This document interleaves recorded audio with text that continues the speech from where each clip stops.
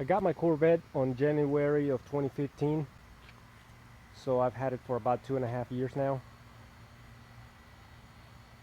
Originally, my intention was to get a C6 Corvette, but when I saw this one, I just liked the way it looked, the new changes, that I just had to get one of these. I actually ordered this car. I placed my order at the beginning of December on 2014. I was actually wanting a 2014 model, but there were a lot of markups back then, and or MSRP was about the best you could get. But after waiting a year, I was actually able to get a discount instead of paying markup or MSRP. So I was able to get a little bit of a discount, and I also wanted to get one in red with red interior with a manual. So for me, the better deal was to just go ahead and order one, because all the other cars in the showroom had a lot of options, and I was already stretching my budget back then to get this one.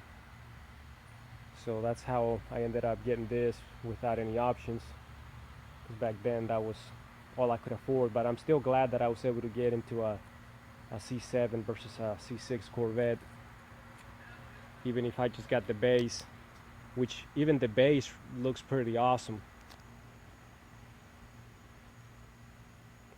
I know they got a lot of other cool options like the C51 package, the different trim levels, 2LT, 3LT, but I'm happy with this.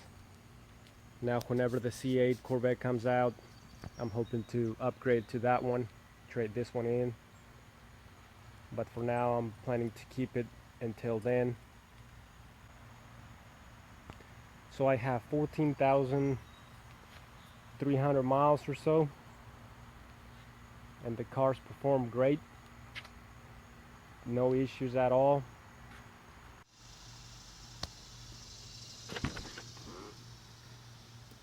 Alright, let's fire it up.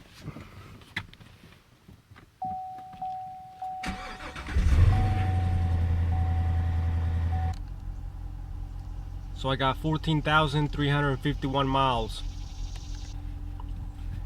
So I drive mostly on the city. As you can see on my trip B, I got over 14,000 miles. My average fuel economy is 17.5, because I mostly do city driving. The car's rated for 17 on the city. Over a 50-mile range, my best fuel economy was 31.7 miles to the gallon.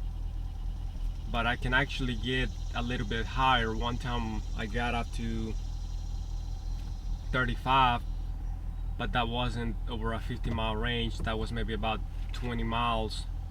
So this car can easily get over 30 miles to the gallon, especially if you have it on economy mode. That right there was not on economy mode, that was on just regular driving. So I've been driving for 18.4 miles at average speed of 72 miles an hour, and my average fuel economy for those 19 miles is 34 miles to the gallon. That is really impressive for a car that has 455 horsepower, 460 if you got the dual mode exhaust. But that is really amazing to have this kind of fuel economy with a car that has this much power. I got it on 7th gear, and as you can see, the RPMs are 11, maybe 1200 RPMs, doing about 65 miles an hour at the moment. But average speed right now, average speed 70. My average fuel economy is 35 miles to the gallon, and I just about covered 20 miles. Now that it's summer, I really like that this car can have the top removed, and it's really easy. It just got this 2 latches up front, and then the one latch back here in the rear and this thing just pops up.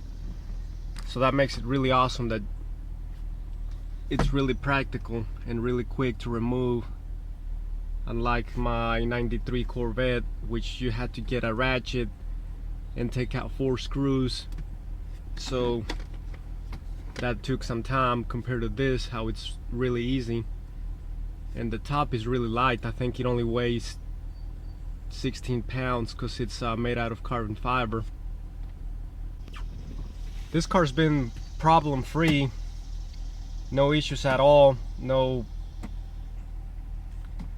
check engine light, the engine running smoothly. One thing I have noticed is sometimes the shift will rattle every now and then when I'm like in 5th gear or something. But other than that, it's practically been problem free, like a brand new car. This car's definitely been an awesome car to drive. It's such a practical car that you can just drive it every day. It's got all those technology features, all the different drive modes.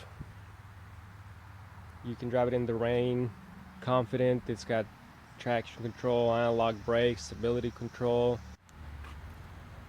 Even the trunk's really practical on this car. It's got so much room back here. I actually use it to go run some errands sometimes, or even grocery shopping.